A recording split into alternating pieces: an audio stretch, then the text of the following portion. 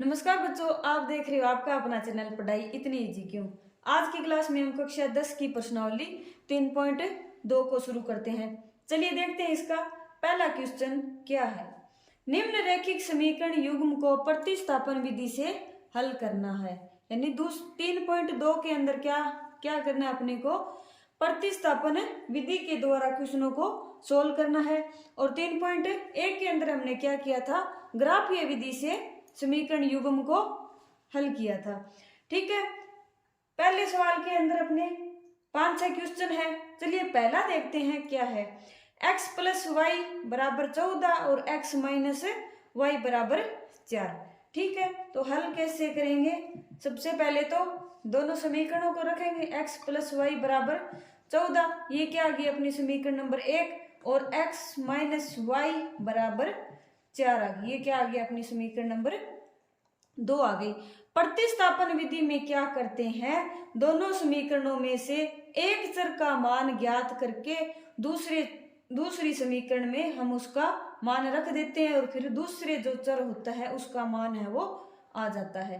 ठीक है, सबसे पहले क्या करेंगे, समीकरण चाहे एक ले लो चाहे दो ले लो। ठीक है, समीकरण एक से ठीक है क्या करेंगे, x प्लस वाई बराबर क्या आ गया 14। अब x का मान ज्ञात कर लो चाहे y का मान ज्ञात कर दो। x का लिख देते हैं, x बराबर क्या आएगा 14 माइनस वाई। अब x का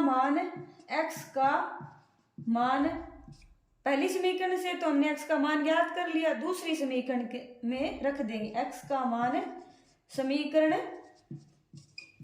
2 में रखने पर, ठीक है, x का मान समीकरण 2 में रखो।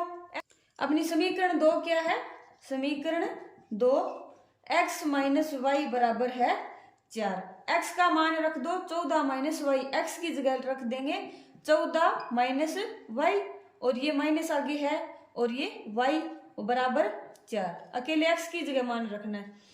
अब 14 तो 14 ही आएगा, माइनस वाई और माइनस वाई कितने हो गए 2y बराबर 4।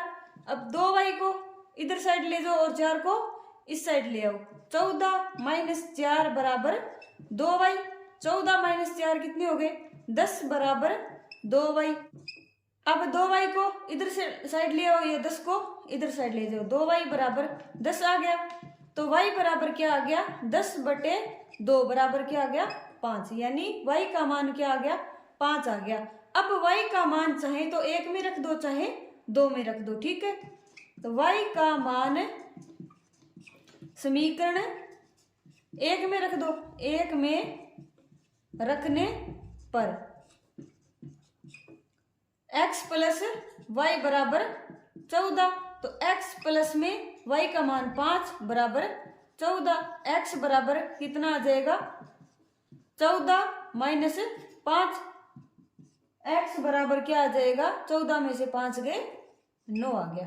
ठीक है, अतः समीकरण युग्म के हल क्या क्या आ गए, x बराबर तो 5 आ गया, x बराबर तो 9 आ गया और y का मान है वो 5 आ गया। ठीक है, दूसरा सवाल क्या है अपना, x माइनस टी बराबर 3 और s/3 प्लस में t/2 बराबर 6। ठीक है, ये तो अपनी पहली समीकरण होगी। अब ये अंश और हर में है तो क्या करेंगे, अकेला अंश रखने के लिए हर का क्या करेंगे लघुत्तम ले लेंगे। 3 और 2 का लघुत्तम कितना आएगा 6 आएगा। 6 में 3 का भाग दिया 2, यानी 2s प्लस में 6 में 2 का भाग दिया 3 आया, 3 का t से गुणा किया 3t बराबर 6। ठीक है, और 2s प्लस 3t बराबर कितना आ जाएगा 6 गुणा में, ये भाग में है तो इधर जाएगा गुणा में 6, कितना आया 2s प्लस 3t बराबर 36। ठीक है, अब ये तो अपनी समीकरण 1 थी, इस समीकरण का रूप क्या बन गया, ये बन गया। अब समीकरण 1 से क्या कर लेंगे, s का मान ज्ञात कर लेंगे। समीकरण 1 से s माइनस टी बराबर क्या है 3, तो s बराबर कितना आ जाएगा 3 प्लस में टी। ठीक है, तो s का मान समीकरण 2 में रखने पर कितना है? s का मान रखो पहले तो 2 और s का मान 3 प्लस टी प्लस में 3t बराबर 36। 3 दुए 6 प्लस में 2 टी से गुणा किया 2t प्लस में 3t बराबर 36। 6 प्लस में 2t प्लस 3t कितने हो गए? 5t। और ये 6 इधर प्लस में इधर जाएगा माइनस में। 36 माइनस 6 बराबर कितना आ गया? 30। तो t बराबर कितना आ गया? 30/5 बराबर 6। यानी t का मान क्या आ गया? 6 आ गया। अब t का मान चाहे एक समीकरण में रख दो चाहे 2 में रख दो। एक में रख देते हैं क्योंकि इससे सरल हो जाएगा। ठीक है, t का मान समीकरण 1 में रखने पर, 1 में रखेंगे t का मान s माइनस टी बराबर 3। ये अपनी पहली समीकरण है। s माइनस टी का मान 6 बराबर 3। s बराबर कितना आ जाएगा? फिर ये माइनस का 6 इधर जाएगा, प्लस का 6 हो जाएगा। s बराबर क्या आ जाएगा? 9 आ जाएगा।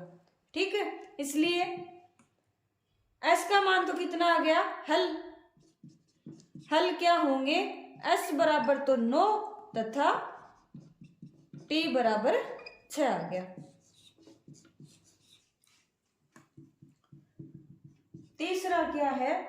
3x माइनस वाई बराबर 3 और 9x माइनस 3y बराबर 9। ये तो क्या गया? अपनी समीकरण नंबर 1। अब ये देखो इन दोनों में सभी में क्या है? 3 है, वो कॉमन है। ठीक है, 3 बाहर ले लेंगे, कितना बचा? 3x माइनस वाई बराबर 3 गुणा 3, 3 से 3 कैंसिल हो जाएगा। 3x माइनस वाई बराबर 3। ये अपनी क्या बन गई? दूसरी समीकरण बन गई। ठीक है, अब देखो समीकरण 1 और समीकरण 2 दोनों का रूप क्या आ गया? सेम आ गया। यानी दोनों समीकरण एक ही रेखा द्वारा निरूपित होगी। यानी ये दोनों क्या है? एक दूसरे के संपाती है, या फिर ये दोनों जो रेखाएं समीकरण युग्म है ये क्या है? एक ही है। ठीक है, अब ये पहला अपना समीकरण युग्म की रेखा है, दूसरी इसी के ऊपर होगी तो क्या होंगे? हल है वो अनंत हल होंगे। यानी ये एक दूसरे के क्या है? संपाती है। ठीक है, अनंत हल होंगे। ठीक है, और अनंत हल किस समीकरण द्वारा निकालेंगे हम? अब देखो 3x माइनस वाई बराबर 3 है, तो y बराबर y इधर चला जाएगा, ये बराबर में 3x माइनस 3। ठीक है, यहाँ x का मान हमें कुछ भी रख सकते हैं। x का मान 1 रखेंगे तो y का मान अलग प्राप्त होगा, x का मान 2 रखेंगे तो y का मान अलग प्राप्त होगा। ठीक है, यानी इसके अनंत हल है वो प्राप्त होंगे। यहाँ x कोई भी मान ले सकता है, ठीक है, क्योंकि x तो क्या है? चर है, और चर है वो अपना कोई भी मान ले सकता है। ठीक है, अर्थात समीकरण युग्म अपरिमित हल रखते हैं।